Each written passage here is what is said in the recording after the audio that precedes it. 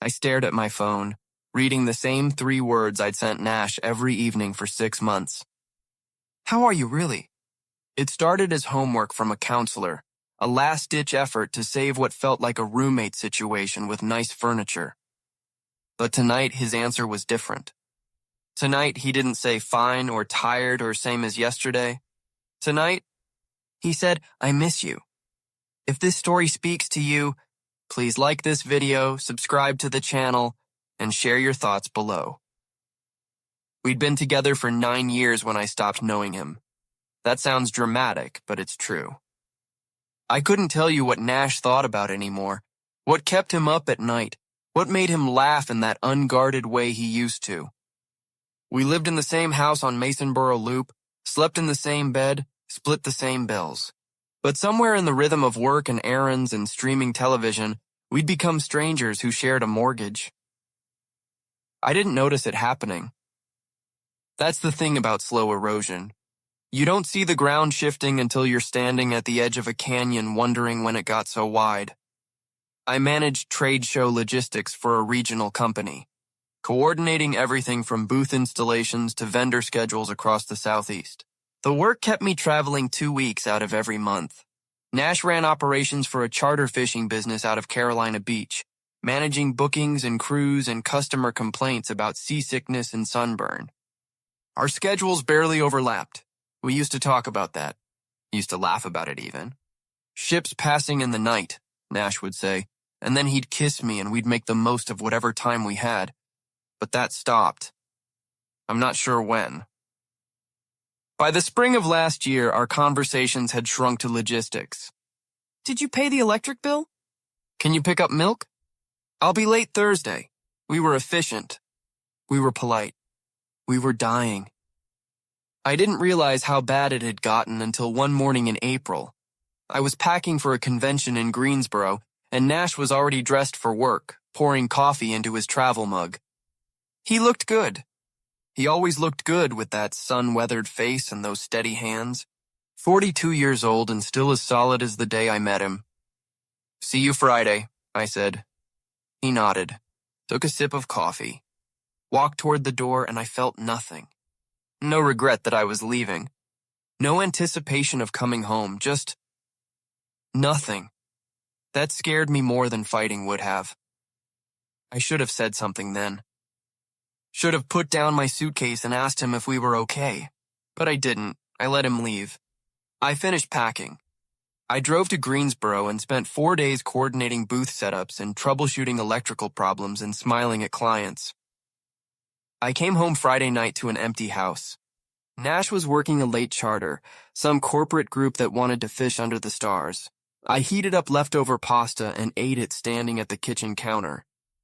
Then I went to bed in our king-size island of silence and stared at the ceiling. This was it, I thought. This was the rest of my life. The next morning, Nash was already gone when I woke up.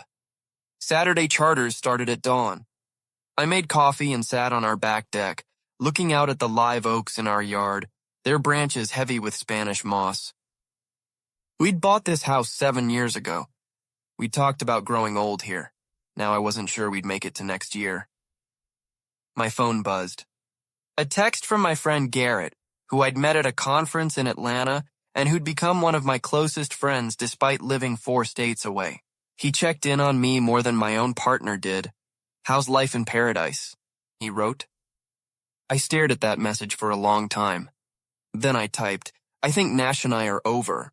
The response came fast. Have you talked to him? We don't talk anymore. That's the problem. Then maybe start there. I almost laughed. Start talking. Like it was that simple. Like I even knew what to say after months of careful distance. But Garrett kept texting. He told me about this counselor he'd seen when his own marriage was falling apart. Someone who specialized in what she called relationship reanimation. I hated that phrase.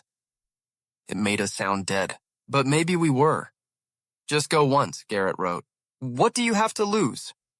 Everything, I thought. But I also thought, we've already lost it. I brought it up to Nash that night. He'd come home smelling like salt water and fish, exhausted in that bone-deep way that meant he'd spent the whole day managing other people's good time while having none of his own. He was heating up Chinese takeout when I walked into the kitchen. "I want to talk about something," I said. He looked up. For just a second, I saw wariness in his eyes. Like he'd been waiting for this. Like he knew what I was going to say. "I think we should see someone," I continued. "A counselor. About us." Nash was quiet for a long time. The microwave beeped and he didn't move. "Okay," he finally said. "Just that. Okay. Not, do you think we need that? Or, I think we're fine. Just, okay." That's when I knew he felt it too. This slow drowning. This quiet end. We got an appointment for the following Wednesday. Her name was Dr. Whitfield, and her office was in a converted house downtown near the Riverwalk. I hated it immediately. Too many plants, too much soft lighting, too many boxes of tissues strategically placed like landmines of emotion. Nash sat on one end of the couch. I sat on the other. There was enough space between us for another person. Dr. Whitfield didn't waste time. She asked us how long we'd been together, when things started feeling difficult, what we'd tried on our own. Nash let me do most of the talking. That was new. He used to be the one who handled things, who took charge. Now he just sat there, hands folded in his lap, staring at a spot on the floor. "When was the last time you had a meaningful conversation?" Dr. Whitfield asked.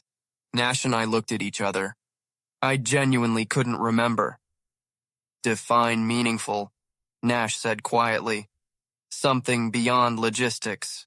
Something where you learned something new about each other, or shared something vulnerable, or laughed together." The silence stretched out like taffy. "That's what I thought," Dr. Whitfield said, but her voice was kind. "Here's what I want you to try. Every evening at the same time, I want you to check in with each other. Not about bills or schedules. About how you're actually doing. Ask each other, how are you really? And then answer honestly." I felt my chest tighten. It sounded so simple it was almost insulting. "That's it?" Nash asked. "That's the start," Dr. Whitfield said. "Reconnection doesn't happen in one grand gesture. It happens in small, repeated moments of showing up, of actually seeing each other again." We agreed to try it. What else were we going to do? That first night, we sat in our living room at 8 o'clock like we were waiting for a bus. I pulled out my phone and typed, "How are you really?" Nash's phone buzzed. He looked at the screen. Then he looked at me, sitting 6 feet away from him. "Are we seriously texting this?" he asked. "I don't know," I said. "I don't know how to start otherwise." Something moved across his face. Sadness, maybe? Or recognition. He typed back, "Tired." "You?" "Same," I wrote. It felt ridiculous. It felt painful. It felt like we were speaking different languages through a translator app, but we did it again the next night, and the night after that, I was in Durham for a convention on the 4th night. I sent the text at 8 o'clock sharp. "How are you, really?" Nash wrote back, "Boat engine blew today. Spent 4 hours in the sun fixing it. Customer complained anyway." "How are you?" I stopped in the middle of the hotel hallway. He'd given me details. Actual information about his day. "That sounds awful," I typed. "I'm sorry. It's fine. Just tired of people." "Me too," I wrote. And I meant it. It wasn't much, but it was more than we'd shared in months. The ritual became routine. 8 o'clock every night. Sometimes I was home. Sometimes I was in a hotel in Raleigh or Charleston or Knoxville. Sometimes Nash was still at the docks. But we checked in, we asked, we answered. Slowly, the answers got longer. "How are you, really?" Frustrated. Lost a booking because I wouldn't promise them they'd catch a marlin. I'm not a magician. "How are you?" Dealing with a vendor who's 2 days behind schedule. The client's losing their mind. I'm losing mine. Want me to send him a strongly worded fish? I laughed out loud in my empty hotel room. It was the first time Nash had made me laugh in I don't know how long. "Yes, please," I wrote back. A month into the ritual, something shifted.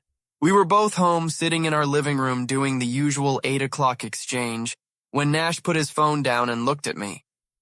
Can I ask you something? He said out loud. My heart started beating faster. Yeah. When did you stop wanting to come home? The question hit me like cold water. I opened my mouth, closed it. Tried to find an honest answer. I don't know, I finally said. When did you stop missing me when I left? Nash's jaw tightened. I never stopped missing you. You never said anything. Neither did you. We stared at each other across the coffee table. All these months of silence, and underneath it, we'd both been drowning alone. I thought you were relieved when I traveled, I said quietly. Like you preferred the space. I hated it, Nash said. But you always seemed so eager to go. I thought maybe you'd found something better out there. Better than you? Better than this. He gestured vaguely at the room, at us. At the careful distance we'd built, I felt something crack open in my chest. There's nothing better than you. There never was. Then why does this feel so hard? I don't know, I said. And I meant it. We sat with that for a while. Then Nash picked up his phone and typed, "How are you really?" Even though I was right there, even though we'd just spoken out loud, I looked at my phone. Then I typed back, "Scared we're too broken to fix." Nash read it. His hand tightened around his phone. Me too, he typed. We went to bed that night without touching. But for the first time in months, I didn't feel alone. The next morning, I woke up to a text. It was from Nash, sent at 6 in the morning before he left for work. I'm not ready to give up on us. I sat up in bed, reading those words over and over. Neither was I. I just didn't know if that would be enough. I started paying attention after that, not just to the 8 o'clock texts, but to everything. The way Nash's shoulders tensed when he talked about difficult customers. The way he still drank his coffee the same way he had 9 years ago, black with exactly 1 sugar. The way he folded his laundry in precise rectangles like he was still in the Coast Guard. Small things. Things I'd stopped noticing when I stopped looking. I was in Fayetteville for a 3-day expo when I realized I was counting down the hours until I could go home. Not to the house. To Nash, that feeling terrified me. Hope was dangerous when you'd gotten used to numbness. How are you, really? I texted at 8 o'clock from my hotel room. Missing you, Nash wrote back. Then, a moment later, is that okay to say? My hands shook as I typed. Yes. 3 dots appeared, disappeared, appeared again. I keep forgetting we're supposed to be broken, he finally sent. I lay back on the hotel bed and stared at the ceiling. Maybe we're not, I wrote. Maybe we just forgot how to work. When I got home Friday afternoon, Nash's truck was already in the driveway. That was unusual. He was almost always at the docks on Fridays, handling the weekend rush. I found him in the kitchen, pulling something out of the oven. The whole house smelled like garlic and herbs. You're home, I said. He turned around, and I saw something in his face I hadn't seen in over a year. Nervousness. Like he cared what I thought. I took the afternoon off, he said. Made dinner. It's probably terrible, but I thought... He stopped. Started again. I wanted to. There was a table set. 2 plates. 2 glasses of wine. Candles that hadn't been lit yet. You cooked, I said stupidly. I'm trying, Nash said quietly. I know it's just food, but... I crossed the kitchen and kissed him. It wasn't planned. I didn't think about it. I just moved and suddenly I was against him. My hands on his face, his arms coming around me like muscle memory. He tasted like coming home. When we broke apart, we were both breathing hard. I've wanted to do that for months, I said. Why didn't you? I didn't know if you wanted me to. Nash's grip tightened on my waist. I always want you to. We ate dinner sitting next to each other instead of across the table. Nash had made chicken piccata from a recipe he'd found online. It was a little dry, a little too lemony, and absolutely perfect. This is good, I said. You're a terrible liar, Nash said, but he was smiling. Okay, it's a little dry, but you made it for me. That makes it the best thing I've eaten in months. He looked at me then, really looked at me, and I felt seen in a way I'd almost forgotten. I don't want to lose this, he said. Whatever's happening right now. I don't want to go back to how we were. Neither do I. So what do? I took his hand. We keep showing up. We keep checking in. We keep trying. Nash laced his fingers through mine. Okay. At 8 o'clock, we were sitting on the couch, closer than we'd been in months. My phone buzzed with Nash's text even though he was right next to me. How are you really? I looked at him. He was watching me, waiting. I typed, happy, scared it won't last. His response came immediately. Same, but I want to try anyway. Me too, I wrote. Then he kissed me again, and the phone slipped out of my hand, and for the first time in over a year, we didn't stop. We didn't sleep together that night. Not in that way, but we lay in bed facing each other, talking in the dark like we used to when we first got together. Nash told me about a customer who'd brought his elderly father out on the boat, how the old man had cried when he caught his first fish in 20 years. I told him about a vendor in Charlotte who'd accidentally shipped 2,000 promotional stress balls, shaped like anatomically correct hearts, to a cardiology conference. We laughed. We touched. We existed in the same space without walls between us. I forgot how much I like you, Nash said into the darkness. Just like? Love felt too small for what I was feeling. I kissed his shoulder. I know what you mean. Things got better after that. Not perfect. We still had hard days, still had moments where the old distance tried to creep back in. But the ritual held us steady, every night at 8 o'clock. How are you, really? And every night we answered honestly. Dr. Whitfield noticed the change at our next session. You're sitting closer, she observed. I looked down. Nash and I were in the middle of the couch, our legs almost touching. 2 months ago we'd been on opposite ends. Is that allowed? Nash asked. It's encouraged, Dr. Whitfield said, smiling. Tell me what's been different. Nash glanced at me. We're talking again.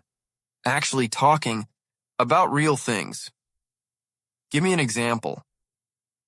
Last Tuesday, I said. Nash told me he's been thinking about cutting back his hours at the Marina. He's been working 6-day weeks for 3 years and he's exhausted. I didn't think you'd noticed, Nash said quietly. I notice everything now. Dr. Whitfield leaned forward. What changed?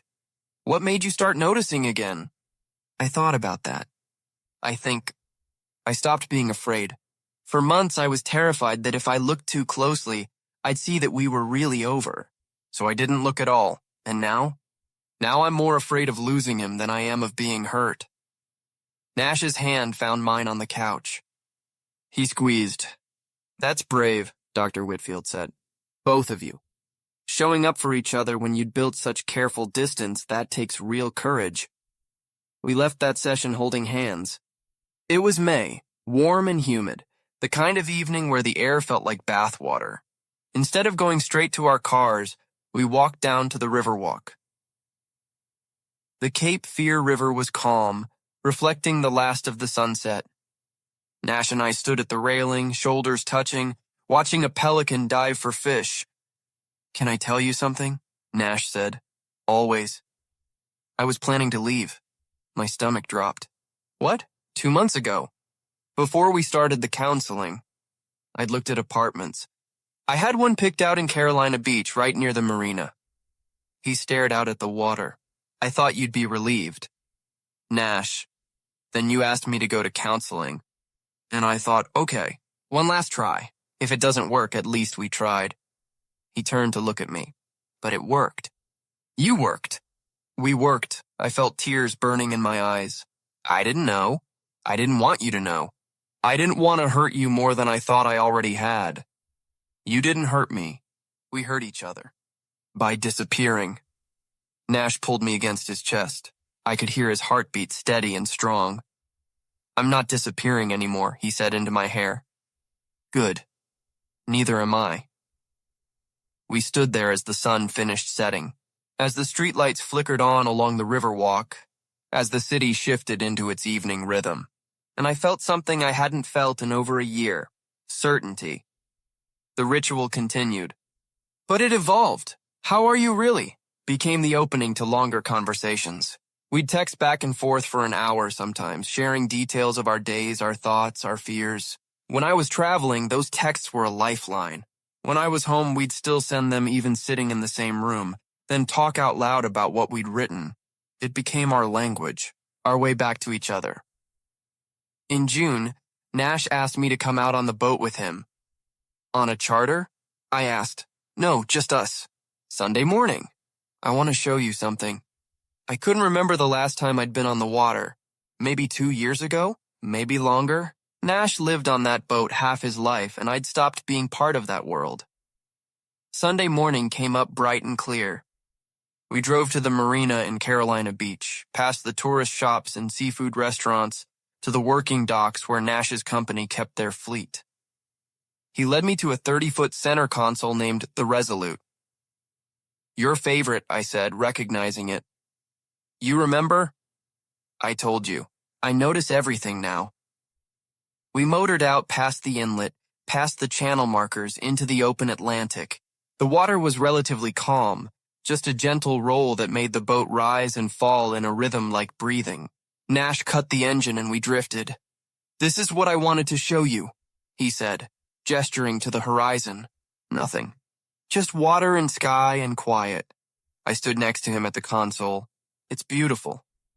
When things got bad with us, I'd come out here alone. Early mornings before the charters. I'd just sit here and try to figure out where we went wrong. He looked at me. I never could. Because it wasn't one thing. It was 1,000 small things. 1,000 moments where we chose distance over difficulty. Nash, let me finish. He took my hand. I don't want to do that anymore. I don't want to choose the easy lie over the hard truth. I don't want to drift apart because it's less scary than staying close. What do you want? This, you, us. The real version, not the polite stranger's version. His voice roughened. I want to come home and actually be home. I want to know what you're thinking. I want to fight if we need to fight. I want to wake up next to you and feel lucky instead of lonely. I was crying. I didn't care. I want that too, I said. I want all of it. Nash kissed me there on the boat, with the ocean rocking beneath us and the sun climbing higher and nothing around us but possibility. And I felt it again, that passion I thought we'd lost. That bone-deep certainty that this person was my person, that this love was worth every hard conversation and vulnerable moment. We made love for the first time in 4 months that afternoon, back at the house with the windows open and the sound of wind chimes from the neighbor's yard drifting through. It wasn't perfect or performative. It was real and messy and full of laughter when we bumped foreheads and got tangled in the sheets.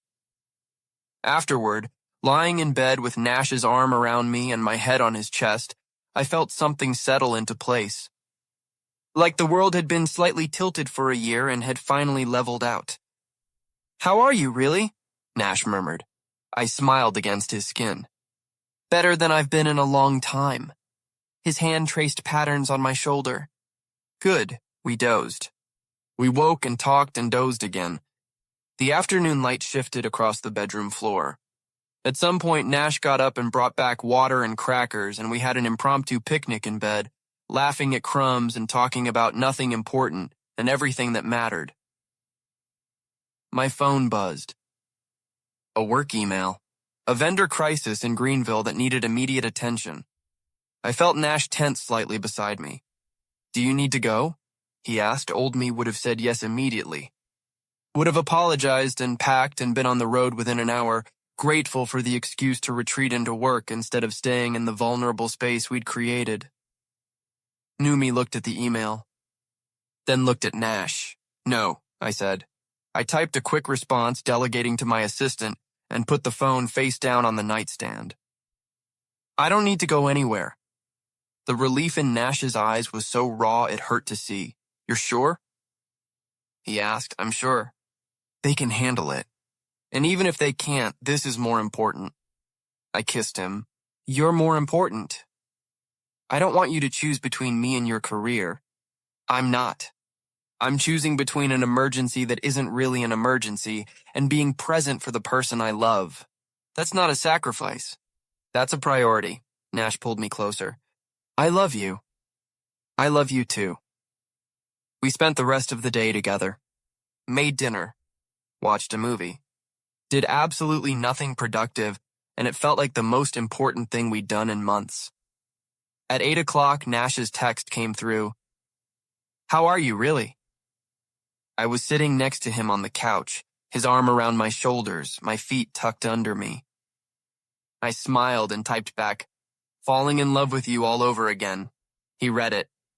I watched emotions move across his face, joy, relief, something that looked almost like pain. What's wrong? I asked out loud. Nash set his phone down. Nothing's wrong. I thought I'd lost us. And having it back feels like getting to breathe after being underwater for too long. I know exactly what you mean. He kissed the top of my head. Then he picked up his phone and typed his response. Already fell. Just been waiting for you to catch up. July brought a heat wave that made Wilmington feel like the surface of the sun. It also brought a request from my boss. Would I be willing to take on the Charlotte accounts permanently? It would mean more travel, more responsibility, and a significant raise. A year ago, I would have said yes without hesitation. 6 months ago, I probably still would have. Now I stared at the email and felt nothing but dread. I talked to Nash about it that night over dinner. What do you want to do? He asked. I don't know. The money would be good. The title looks better, but Charlotte is 4 hours away and those accounts are high maintenance. I'd be gone even more than I am now. Nash was quiet for a moment. Would you be happy? I don't know, I said honestly. Maybe, but I don't think I'd be happy leaving you all the time. Not now. Not when we're finally... I gestured vaguely between us, finding our way back. Yeah. Nash reached across the table and took my hand. Then don't do it, or do it. Whatever you choose, I'm here. But don't choose based on what you think you should want. Choose based on what you actually want. What if I don't know what I want? Then we'll figure it out together. I looked at this man, this solid, patient, generous man who I'd almost lost through sheer neglect, and felt a wave of love so strong it nearly knocked me over. I want to stay, I said. I want to be here with you. That's what I actually want. The smile that broke across Nash's face could have lit the whole city. I turned down the promotion the next day. My boss was surprised. A year ago, I would have been surprised too. But I'd learned something important in the past 3 months. Success at work meant nothing if I was failing at the things that actually mattered. Nash, and I kept going to counseling. Dr. Whitfield helped us navigate the rough patches because there were still rough patches. Learning to be vulnerable again after a year of emotional armor wasn't easy. We had arguments about old resentments. We had moments where the fear crept back in and we pulled away before remembering to lean in instead, but we kept checking in. Every night at 8 o'clock, how are you really? And every night we told the truth. In August, Nash came home with news. His boss was retiring and had asked Nash if he wanted to buy the charter business. It's a huge risk, Nash said. We were sitting on the back deck, watching fireflies blink in the live oaks. I'd need a loan. I'd have to work even more hours at first, and there's no guarantee it would succeed. Do you want to do it? I asked. I think so. I've been running the operations for 5 years. I know the business inside and out, but I'm scared of failing, of letting you down. If I take this on, I'll be even busier for a while. I don't want us to slip back into old patterns. I turned to look at him. We won't, because we know what that looks like now. We know the warning signs, and we know how to find our way back. You really believe that? I really believe that. Plus, I smiled. If you own the business, you can set your own schedule eventually. Maybe we could actually take a vacation together. Remember those? Nash laughed. Vaguely. Then do it. Buy the business. I'm with you. Whatever happens, I'm with you. He kissed me there on the deck with the fireflies blinking around us like tiny constellations. "How did I get so lucky?" he murmured against my lips. "We both got lucky. We just forgot for a while." Nash bought the business in September. The paperwork was mountains high and the stress was intense, but we navigated it together. I helped him with spreadsheets and business plans. He let me in, showed me his fears and his excitement in equal measure, and every night at 8 o'clock we checked in. "How are you, really?" Terrified I made a huge mistake. "Proud of you anyway." The business transition was rocky at first. There were equipment failures and staffing issues, and one memorable week where it rained for 7 straight days, and every charter had to be canceled. Nash came home exhausted and frustrated, and I held him while he vented, then helped him problem solve. We were a team again, partners, not just roommates splitting bills. October brought cooler weather and the tourist season tapering off. Nash's stress levels decreased. We fell into new rhythms, better rhythms. Sunday mornings on the boat became our tradition. I started working from home 2 days a week so we could have lunch together. We cooked dinner side by side and talked about our days and made love like we were making up for lost time. One night in late October, I woke up around 2 in the morning. Nash wasn't in bed. I found him on the back deck, sitting in the dark, staring out at the yard. "Hey," I said softly. "Can't sleep?" He looked up at me.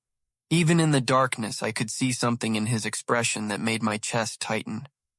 "Come here," he said. I sat down next to him. He immediately pulled me close, wrapped me in his arms. "What's wrong?" I asked. "Nothing's wrong." "That's the thing." His voice was rough. I was lying in bed thinking about how close we came to losing this. How close I came to signing a lease on that apartment and just giving up. And it hit me how different my life would be right now if we hadn't tried. I held him tighter. "I'd be alone in some apartment working all the time, pretending I was fine," he continued. "And you'd be—" He trailed off. "The same," I finished. "Alone, working, pretending. I don't ever want to go back there. We won't." "How do you know?" I pulled back enough to look at him. "Because we know what it costs now. We know what we almost lost." "That's not something you forget." Nash cupped my face in his hands. "I love you so much it scares me sometimes." "Good. Love should be a little scary. It means it matters."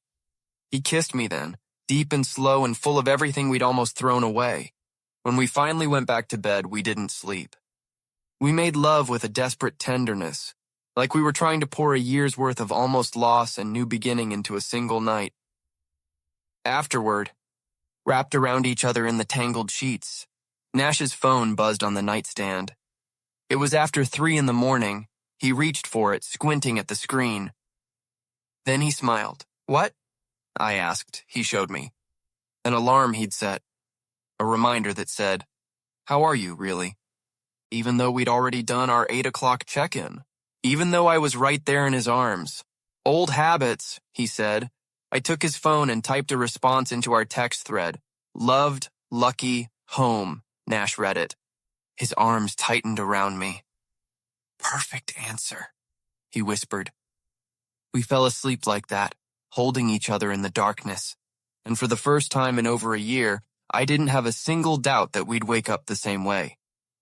But the next morning, everything changed. I woke up to find Nash already out of bed. The smell of coffee drifted from the kitchen, along with voices. Nash's voice and someone else's. I pulled on a t-shirt and walked out to find Nash sitting at the kitchen table with a woman I didn't recognize. She had a leather portfolio open in front of her and was showing him what looked like architectural drawings. "Morning," Nash said when he saw me. He looked excited in a way that made my stomach flip. "This is Iris Chen. She's a commercial real estate developer." "Iris, this is my partner." We shook hands. She had a firm grip and a warm smile. "Sorry to intrude so early," Iris said. "Nash and I have been playing phone tag for a week and this was the only time that worked." "What's this about?" I asked, looking at Nash. He gestured to the drawings. You know that stretch of waterfront property near the Marina? The old bait shop and that abandoned restaurant?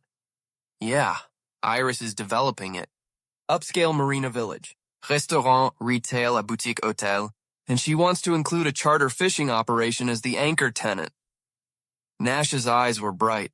She wants it to be my company. I looked at the drawings more closely. They were beautiful, professional, the kind of development that could put Nash's business on the map. That's amazing, I said, and meant it. There's a catch, Nash said. His excitement dimmed slightly. The build-out would take 18 months. During that time, I'd have to relocate the business temporarily, and once we're in the new space, I'd need to expand significantly. More boats, more crew, longer hours to make the investment worthwhile. My coffee cup stopped halfway to my mouth. Iris, reading the room, stood up. I'll give you two some time to talk. Nash, look over the proposal. Let me know by Friday. She handed him the portfolio. I really hope we can make this work. Your operation would be perfect for what we're building. Nash walked her out. I stood in the kitchen, staring at the drawings spread across our table, feeling like the ground was shifting under my feet. When Nash came back, he looked at me carefully. Say something, he said. I'm processing. I know it's a lot. I wasn't expecting her to show up this morning. She's been emailing for weeks, but I thought it was just preliminary interest. Nash. I set down my coffee cup. This is huge. This could change everything for your business. I know. So why do you look terrified? He sat down at the table. Because it would change everything for us too. The expansion, the hours, the stress, I'd basically be building a new company from the ground up. And we just got here. We just found our way back. I don't want to lose that.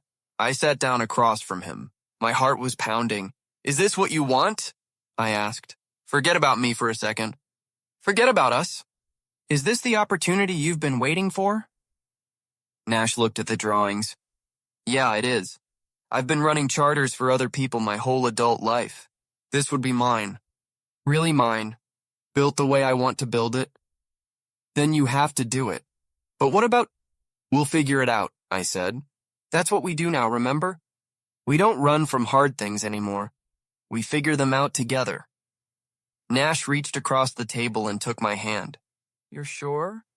I wasn't, but I squeezed his hand anyway. I'm sure I don't want you to pass this up because you're afraid.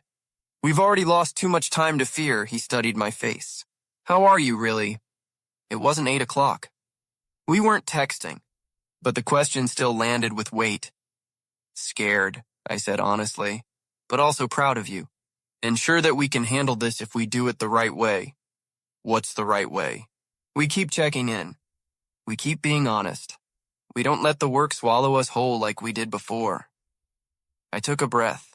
And I need to step up too. Support you through this instead of disappearing into my own work.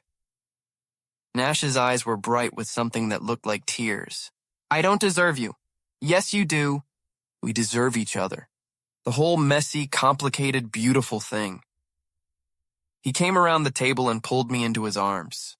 We stood there in the kitchen, holding each other while the morning light slanted through the windows and the coffee got cold and the drawings sat on the table like a door opening to a future that excited and terrified us in equal measure. Nash accepted Iris's offer that Friday. The next 6 months were chaos. The temporary relocation meant moving the entire operation to a smaller marina 20 minutes south. Nash was working 14-hour days coordinating the move, managing existing charters, and planning for the expansion. I watched him transform from cautiously hopeful to completely overwhelmed in the span of 3 weeks, and I felt it again, that pull toward old patterns. That temptation to retreat into my own work and let Nash handle his stress alone because it was easier than staying present through the hard parts. But I didn't retreat. Instead, I showed up. I brought him lunch at the temporary marina when he forgot to eat. I sat with him at midnight while he went over budgets and staffing plans. I held him when he came home exhausted and doubting every decision he'd made, and every night at 8 o'clock, no matter what. How are you, really? Drowning, Nash texted one night in December. He was still at the Marina and I was home alone. Need me to come get you? I wrote back. No, just needed to tell someone the truth. Want to hear my truth? Always. I'm proud of you. And I miss you. And I know this is temporary. The response took a while. When it came, it was just, I love you. I love you too. Come home when you can. He did, after midnight. I was still awake. We didn't talk. He just climbed into bed and pulled me against him and fell asleep with his face buried in my neck. Progress, I thought. A year ago, he would have slept at the Marina rather than admit he needed me, but the stress was taking a toll. By January, Nash was running on fumes. He'd lost weight. He was short-tempered with his crew, and our 8 o'clock check-ins were getting shorter, more perfunctory. How are you, really? Tired. Same. That was it. That was all we could manage some nights. I started to worry we were slipping again. Different circumstances, same slow drift. I brought it up at counseling. We'd kept seeing Dr. Whitfield monthly, even when things were good. Insurance against backsliding. We're losing the thread again, I said. The check-ins aren't working like they used to. Dr. Whitfield looked at Nash. What do you think? I think I'm failing at everything, Nash said bluntly. The business, us, basic human functioning. I can't remember the last time I felt like I was doing anything right. You're not failing, I said. I'm barely present. I'm exhausted all the time. I snap at you over nothing. How is that not failing? Because you're still here. You're still checking in every night, even when you're too tired to think. You're still trying. Trying doesn't feel like enough. Dr. Whitfield leaned forward. What would enough look like? Nash was quiet for a long moment. I don't know. Having energy to actually be with him, not just exist in the same house. You're in the middle of a massive life transition, Dr. Whitfield said. The fact that you're maintaining any connection at all is significant. But I hear you saying you want more. So let's talk about what's actually possible right now, not what you wish were possible. We spent the rest of the session strategizing. Small things. Realistic things. One morning a week, Nash would come in late to work and we'd have breakfast together. Sunday boat trips were sacred, even if they were only an hour. And the 8 o'clock check-ins needed to be more than just tired and same. Ask better questions, Dr. Whitfield suggested. How are you really? But also, what did you need today that you didn't get? What's one thing I can do to help? What made you smile? We left that session holding hands, exhausted but committed. The new questions helped. What did you need today that you didn't get? I texted at 8 o'clock that Thursday. You. I needed you, Nash wrote back. He was at the Marina finishing paperwork. I'm here now. Come home and you'll have me. Promise? Promise. He came home 40 minutes later. We didn't talk. We made love quietly, slowly, like we were reminding each other of who we were beneath the stress and exhaustion. Afterward, lying in the dark, Nash said, "Thank you." For what? For not giving up on us. I know this is hard. I know I'm hard to deal with right now. You're not hard to deal with. You're under massive pressure and you're handling it. I'm just here to make sure you don't have to handle it alone. His arms tightened around me. I don't know what I did to deserve you. You chose me. Every day, even when it's hard, you choose me. That's enough. February brought the first signs that the chaos might be temporary after all. The new Marina construction was ahead of schedule.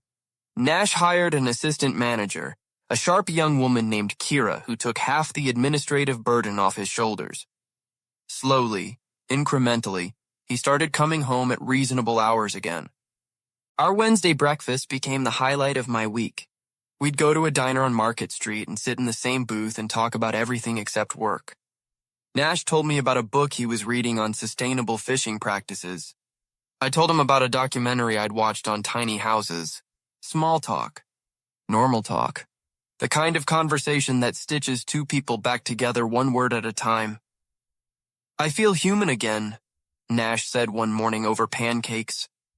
You look human again, I teased. You actually slept past 5 a.m. Kira's a miracle worker.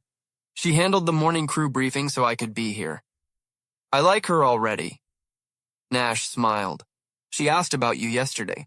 Said she'd heard a lot about my partner and wanted to know when she'd get to meet you. You talk about me? All the time. The crew's probably sick of hearing about you. Something warm unfurled in my chest. I talk about you too. My coworkers definitely know more about charter fishing than they ever wanted to. We sat there grinning at each other like idiots in love. Which I supposed we were. March brought my own crisis. My boss called me into his office on a Tuesday afternoon. I've got a problem, he said. And I think you're the solution. He laid it out. A major client in Greensboro was threatening to leave unless we restructured their entire event management approach.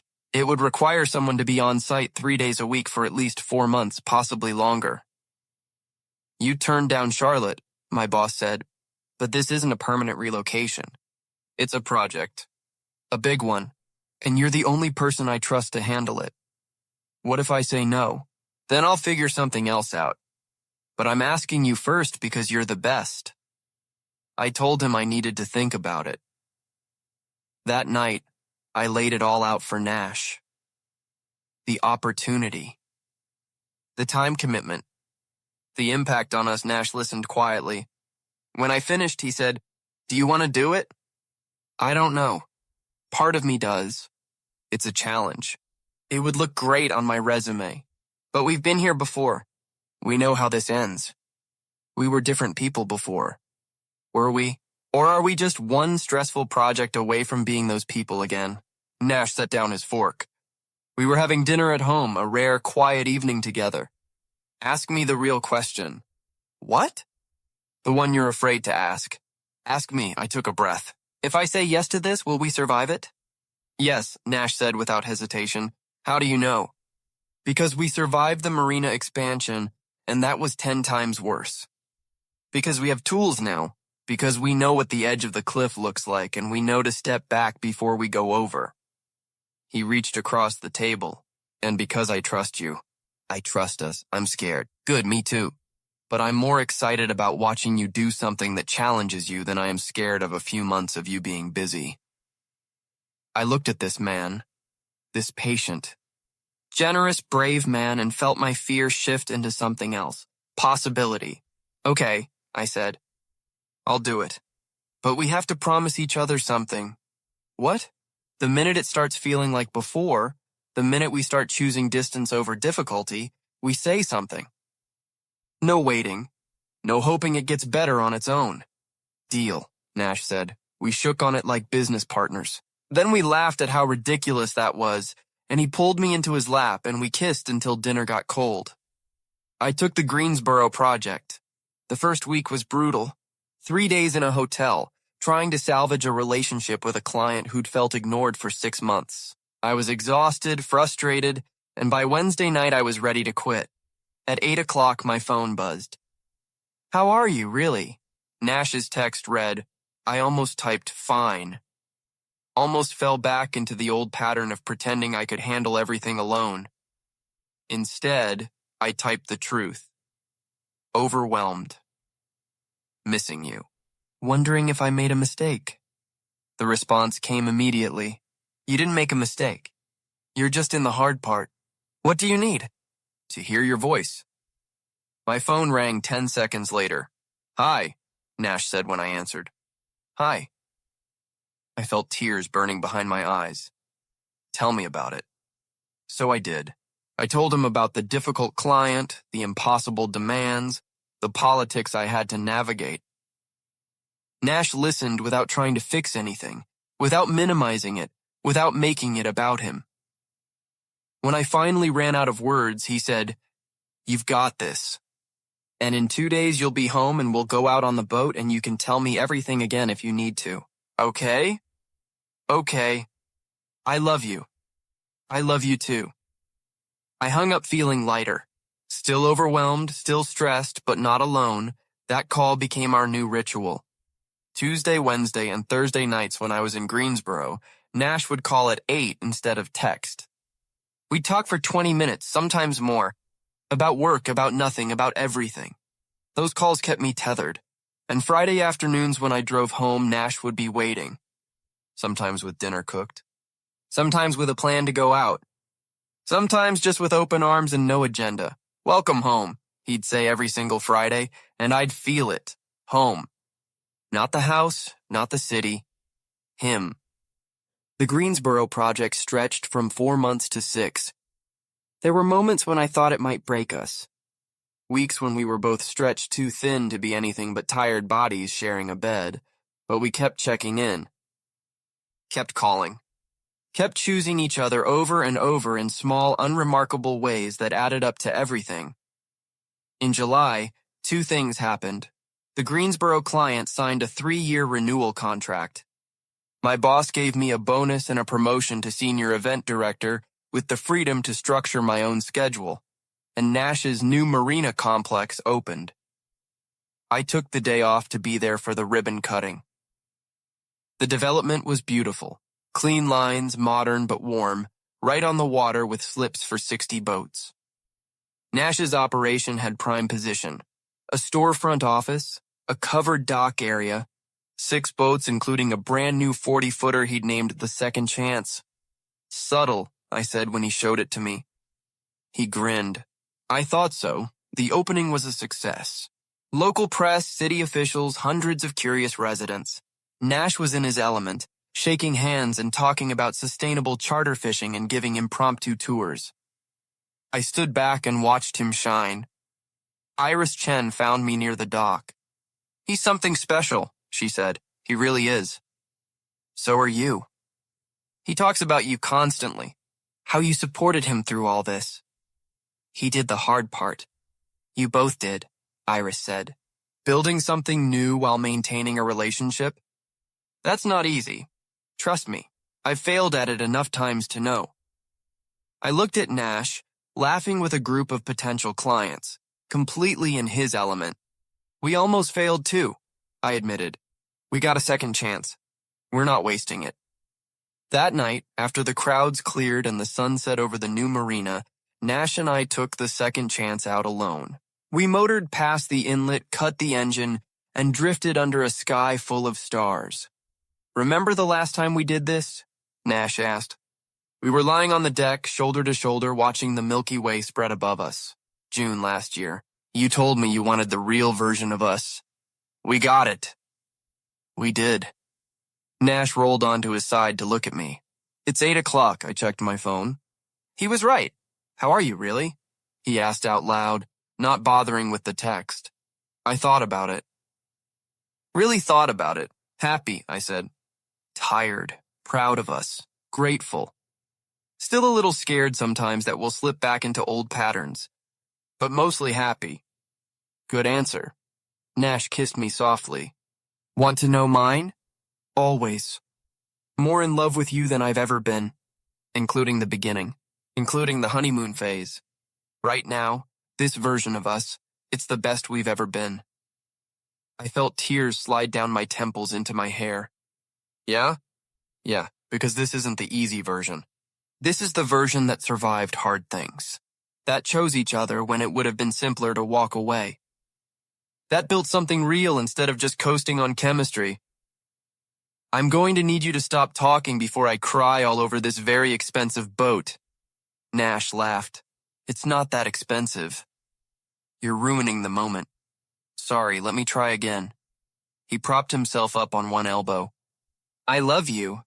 This life we're building. This messy, imperfect, absolutely right life. I love all of it.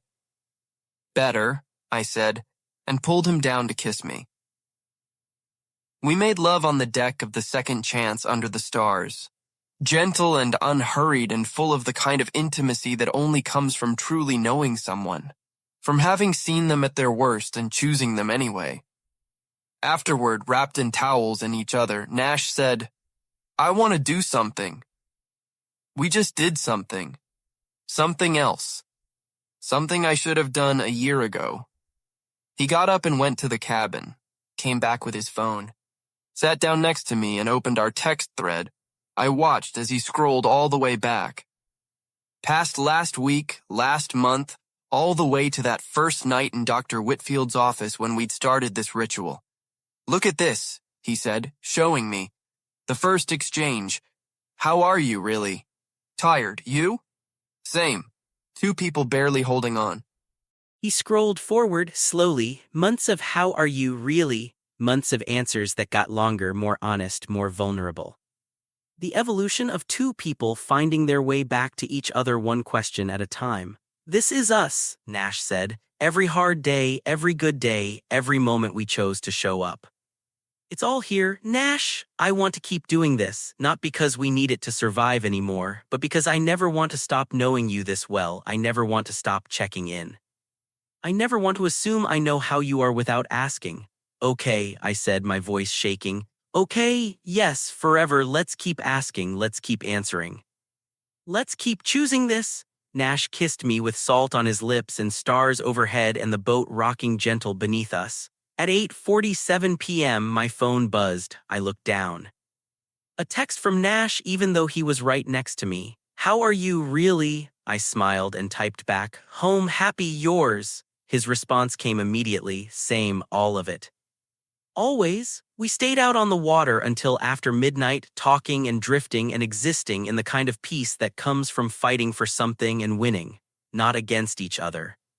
Against the distance, against the fear, against the quiet death of taking each other for granted. We'd gotten a second chance, and this time we weren't letting go. The boat rocked. The stars wheeled overhead, and Nash and I held each other in the darkness, two people who'd almost lost everything and found their way back to what mattered most. Not the passion we'd had at the beginning, though that was there too, the deeper thing beneath it, the choice, the showing up. The honest answer to a simple question asked every day no matter what, how are you really? And the trust that whatever the answer was, we'd face it together.